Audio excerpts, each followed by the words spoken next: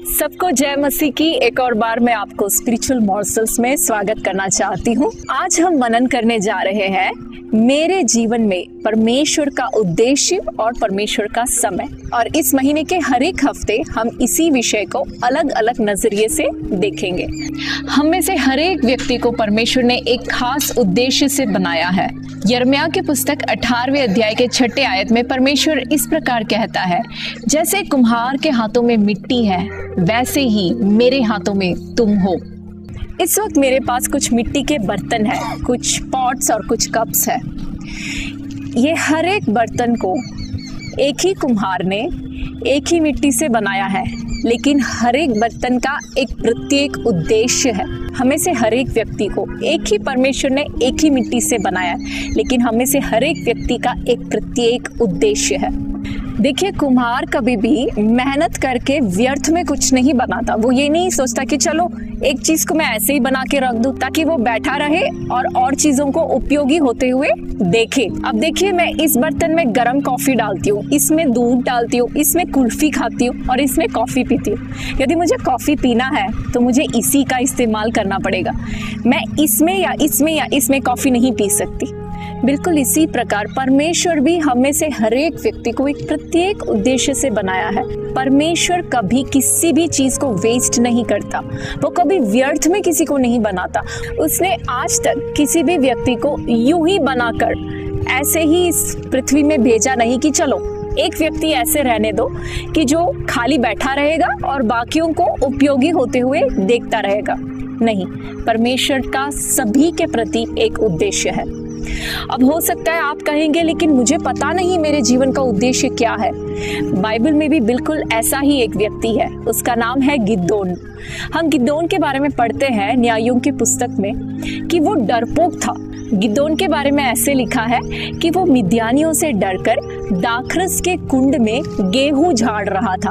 अब देखिए, गेहूं झाड़ने के लिए एक खुले जगह पे जाना चाहिए जहाँ पे पवन हो, हवा बहती हो।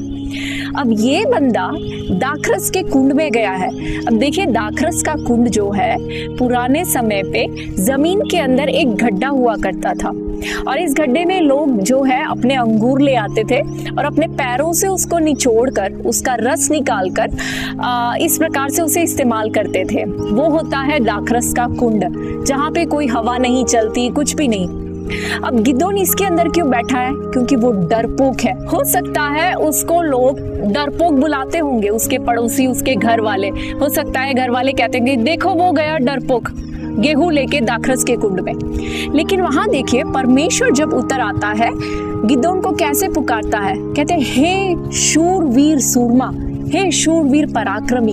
इससे हम ये समझ सकते हैं कि परमेश्वर जब हमें देखता है तो हमारी परिस्थिति को या हमारे दिल के अवस्था को नहीं, हमारे सोच को नहीं, लेकिन उसकी जो हमारे प्रति उद्देश्य है उसके अनुसार वो हमें देखता है और हमें बुलाता है। अब देखिए, ये मेरा मोबाइल फोन है। हम ऐसे सोच लेते हैं कि इस फोन को मैं सिर्फ एक टॉर्च लाइट के समान इस्तेमाल करती हूँ, सिर्फ टॉर्च लाइट के समान और कुछ नहीं। मैं इसको हो सकता है मेरा टॉर्च लाइट बुलाऊं, मेरे बच्चे भी इसे टॉर्च लाइट ही बुलाएंगे, क्योंकि वो यही देखते हैं कि मम्मा इसको सिर्फ एक टॉर्च लाइट के रूप में इस्तेमाल करती है। लेकिन इस फोन का जो मैन्युफैक्चरर है, बनाने वाला जो है, वो जब इसे देखेगा वो कभी इसे टॉर्च लाइट नहीं बुलाएगा, वो कहेगा मोबाइल फोन, क्योंकि इस चीज को उसी उद्देश्य से बनाया है। जब परमेश्वर आपको देखता है, हो सकता है लोग आपको कुछ भी क्यों ना बोले, हो सकता है आप बार बार बिजनेस में पराजित हुए हो सकता है आप अलग अलग क्षेत्र में पराजित हुए हो, लोग आपको अलग अलग नाम से बुलाए, लेकिन जब परमेश्वर आपको देखता है, वो कहता है, ये देखो मेरा बेटा जो विजयी है, ये देखो मेरी बेटी जो वर्शिप लीडर है, जो प्रचारक है। जिस उद्देश्य से परमेश्वर ने आपको रचाया है, उसी उद्देश्य से वो आपको पुकारता है। हो सकता है आप कहेंगे, लेकिन मुझे मेरे जीवन का उद्देश्य का कोई पता नहीं। गिदोन भी बिल्कुल ऐसे ही था। जब परमेश्वर जाके उसको कहता है शूरवीर सूरमा, वो कहता है, कौन? मैं तो मेरे परिवार में सबसे छोटा हूँ और मेरा परिवार भी सबसे गरीब है। नहीं, मैं नहीं। उसका नजरिया चाहे कैसा भी क्यों ना हो, परमेश्वर का उद्देश्य था उसके जीवन के बारे में।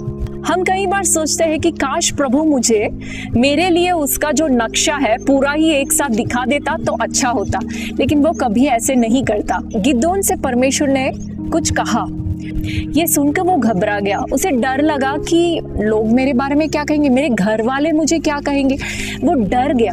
लेकिन फिर भी रात के समय में जाकर उसने ये किया। यहाँ पे रोमांचक बात ये है कि चाहे वो डरता था, चाहे उसे डर लगा कि लोग उसके बारे में क्या कहेंगे, फिर भी उसने, चाहे उसने रात में किया हो, उसने वो काम किया।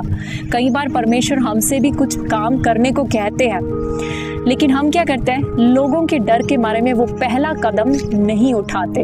जब तक हम भी इस गिदोन के समान, चाहे हम डरते क्यों ना हो, वो पहला कदम जब तक हम ना ले, तब तक बाकी के बातों को परमेश्वर हमें नहीं बताएगा। जब गिदोन ने वो पहला कदम लिया, तब प्रभु ने धीरे धीरे धीरे करके उसके लिए परमेश्वर का जो उद्देश्य था, परमेश्वर ने उसके सामने प्रकट किया। हमारे जीवन में भी जब हम परमेश्वर के प्रति आज्ञाकारी बनते हैं, छोटा सा काम, चाहे परमेश्वर ने आपको जो काम दिया है वो जितना भी छोटा क्यों ना हो, और चाहे वो काम करने में आपको कितना भी डर क्यों ना लगे, वो पहला कदम यदि आप उठाओगे तो मैं आपसे कहती हूँ, परमेश्वर आपको धीरे धीरे, स्टेप बाय स्टेप, आपके जीवन के प्रति उसका जो उद्देश्य है वो खुलासा करता जाएगा, आपको समझ आता जाएगा। मैं आशा रखती हूँ कि आप में से हर एक व्यक्ति, परमेश्वर ने आपके अंदर जो डाला है, वो धीमी सी आवाज जो प्रभु ने आपसे बात करी है, उस आवाज के प्रति आप आज्ञाकारी बनेंगे। वो पहला कदम आप जरूर लेंगे और परमेश्वर का उद्देश्य आपके जीवन में पूरा होते हम देखेंगे। प्रभु आप सबको आशीष दे। God bless you.